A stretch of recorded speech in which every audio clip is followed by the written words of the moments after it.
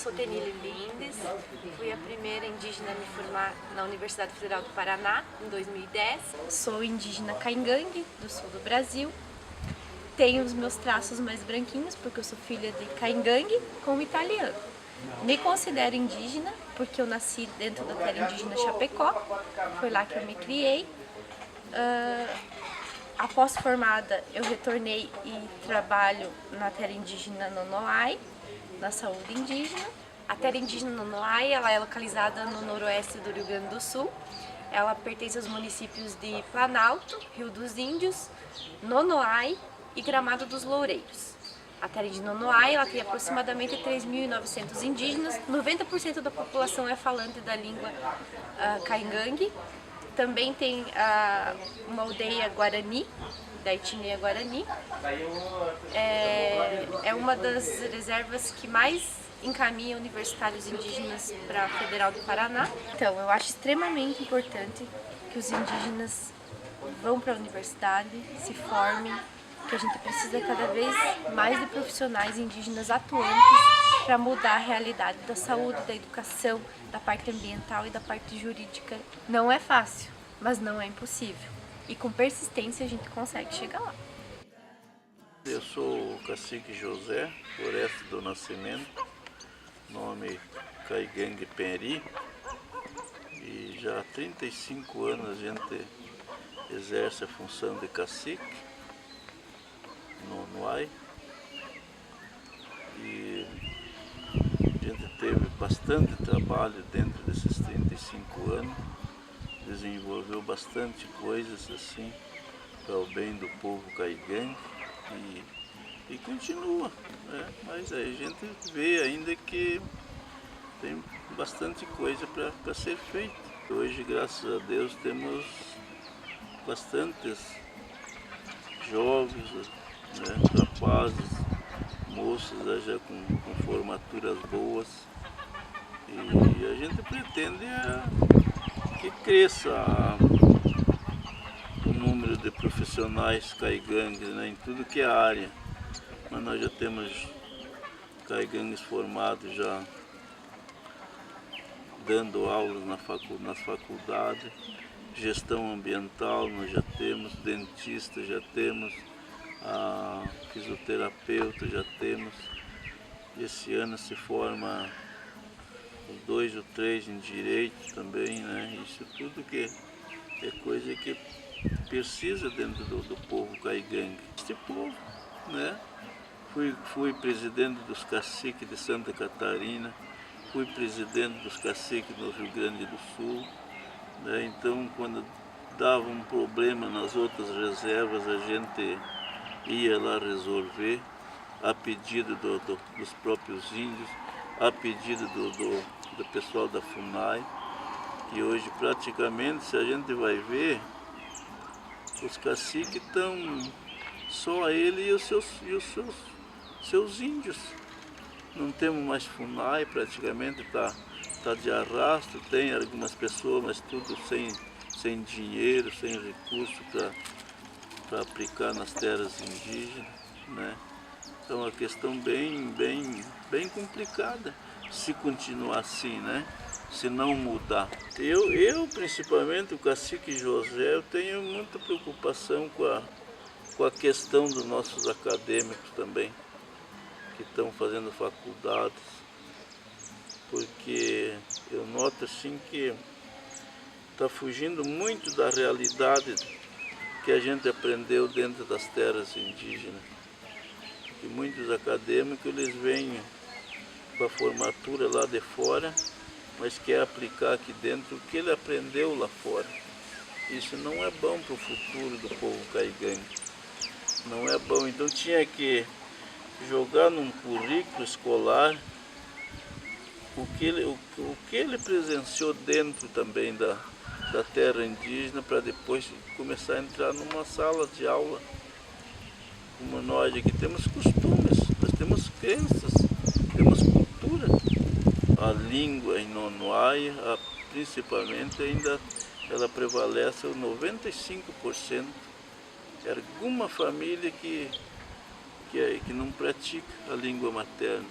mas o 95% ela é cultivada ainda, desde pequenininha assim. Primeira coisa que uma criança começa a falar é na língua caigangue, hoje em Nonoai, que já não é o caso de outras reservas. Até nos casamentos nós temos regras aqui. Nós usamos 2 clãs. Eu sou Camé, né? E a minha esposa é Cairu. Por isso que o casamento deu certo. Os meus filhos, o filho de qualquer caigangue aí, não pode casar Cairu com Cairu. Camé com Camé também não. Eu gostaria que todos os nossos jovens acadêmicos que estão indo nas universidades, que nem aqui no Rio Grande nós temos indígenas de Nonoai, temos em Santa Maria, já um formado quase em medicina, temos em Rio Grande, em 78, temos em São Borja, temos em Erechim vários também, e Ponta Grossa, Curitiba, Matinhos, tudo. E nós gostaria que eu, principalmente, o cacique já até quando não sei, porque a gente já está velho, né?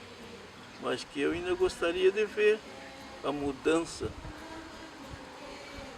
assim na faculdade, onde é que esses índios frequentarem, a jogar um pouco no currículo escolar o costume, a língua, né? A tradição, cobrar dos nossos acadêmicos, para o que aprender lá em Curitiba, por exemplo, trazer de volta para a terra indígena de Nonoai. Meu nome é Márcia Nascimento, eu sou da etnia Caingangue, aqui da terra indígena Nonoai, no norte do estado do Rio Grande do Sul. Eu acabei de me formar, né? Eu sou doutora agora pela Universidade Federal do Rio de Janeiro. Eu fiz doutorado em Linguística e, na verdade, agora eu estou no pós-doutorado, né? Então, minha trajetória foi um pouco também nessa questão das ações afirmativas, né? Eu fui bolsista no mestrado da Fundação Forte. Eu trabalhei 10 anos como professora ensinando a língua caingangue. E assim, nesse período ali de 10 anos, eu pude listar algumas dificuldades nossas, né? Que a gente, sem uma formação específica, a gente não conseguia trabalhar. Que é, por exemplo, a questão da construção de material didático na língua caingangue, né? Que quando você pretende criar, elaborar material mais assim, avançado, mais aprofundado na gramática, então era uma questão assim, bem necessária a formação para mim na área da linguística, né? A língua caingangue é uma das línguas mais estudadas, assim, uma das línguas indígenas mais estudadas. Tem gramáticas elaboradas por vários pesquisadores, desde Wiseman até do Mar d'Angelis e tal, mas assim, se você não tem uma formação específica na área da linguística, você não consegue trabalhar esses materiais, né? Então, e por outro lado, assim, a necessidade assim de ter um indígena mesmo, né? Olhando aqueles materiais, mas com um olhar indígena, com um olhar de quem fala aquela língua, né? Então, qual é a contribuição que a gente pode dar nesse sentido, né? Então, para mim, assim, tem sido bastante gratificante, assim. Por mais que pareça que não, a gente vem de uma cultura completamente diferente, né? E quando a gente chega na cidade é um impacto muito grande. E a vida acadêmica também é um impacto para a vida dos estudantes, né? Então, além desse primeiro acolhimento, a gente precisa, assim, de direções, assim, de como trabalhar as questões, assim, de que forma a gente pode contribuir nesse pensamento acadêmico, com os conhecimentos indígenas. Então, a universidade ela precisa, de alguma forma, se abrir para isso, se preparar. Eu lembro que na UFRJ, quando eu entrei, o que me ajudou muito é que já tinha um grupo de professores, né, que pesquisavam nessa área a linha de pesquisa línguas indígenas. Então ali a universidade A UFRJ já tinha uma tradição, né? Já vinha de uma trajetória de pesquisa de língua e cultura indígena. Então, isso ajudou muito, assim, o estudante indígena com a participação da comunidade, né? Através desse pesquisador, estudante indígena que está lá dentro. Então, garantir que ele realmente participe, que ele traga, né, de alguma forma uma contribuição, não só como um indígena, assim, fisicamente dentro de uma universidade, mas o pensamento indígena, os conhecimentos, que a gente entra na universidade e fica encantado, né, com todas essas teorias que tentam explicar as coisas, como no meu caso, assim, a linguística, como é que funciona a linguagem na mente humana, aí tem toda uma teoria, e assim, é muito bom quando a gente começa a pensar na nossa língua, na nossa cultura, como é que os velhos falariam disso, o que que eles dizem sobre esses assuntos, né? Então, para o aluno, assim, quando encontra essa abertura, é muito, muito bom, e eu acho que também contribui muito, assim, para que o aluno tenha sucesso, chegue, né, no final, assim, consiga se formar, consiga completar essa formação, né, com sucesso. Para tentar também entrar na outra questão que de que forma a gente traz esse conhecimento de volta, né? De que forma a gente contribui para as nossas comunidades, assim, porque tem tanta coisa para ser melhorada nas nossas comunidades, começando pela educação escolar indígena, o estudo das línguas indígenas, a preservação, a revitalização. Eu vejo, assim, muitos estudantes que têm voltado para Nonoai, né? Que estudaram, a grande parte deles na UFPR, tem voltado para Nonoai, assim, com uma bagagem enorme, assim, de conhecimento e tal, e que eles têm o potencial, né, de trabalhar e mudar, mas ainda hoje, assim, a gente não tem uma política de recebimento desses profissionais, né, no que eles poderiam estar atuando, utilizando aquele conhecimento, aquela reflexão toda que eles fizeram ao longo da formação deles, para estar atuando, assim, nas comunidades. Eu acho que uma das questões bem sérias que a gente encontra, que a gente como indígena precisa trabalhar nas nossas comunidades, é junto com as próprias lideranças, assim. Como é que vai ser essa parceria, né? O indígena formado, que ele acaba se tornou um líder também. Então, de que maneira a gente pode trabalhar, assim, junto com as lideranças tradicionais, né, que existem nas comunidades. Então, a minha participação tem sido mais ou menos isso. Agora eu estou no pós-doutorado, né? Eu pretendo trabalhar com ninho de língua, naquele modelo Maori, né, da Nova Zelândia. Então, no ano passado a gente começou o FRJ, a Universidade Massey, né, da Nova Zelândia. A gente começou, assim, uma parceria, um projeto de cooperação, né, um diálogo intercultural entre o povo Caingangue e o povo Maori.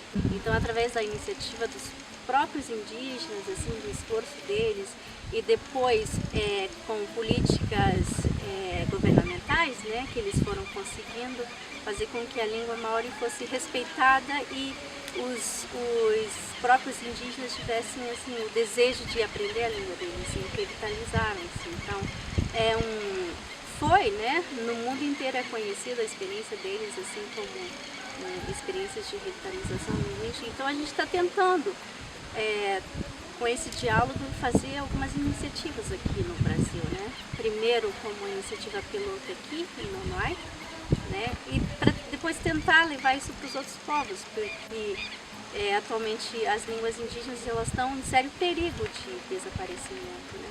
Então a gente está tentando atuar nisso, pelo menos garantir com que as crianças das comunidades elas tenham oportunidade de adquirir a língua como falante nativo, né?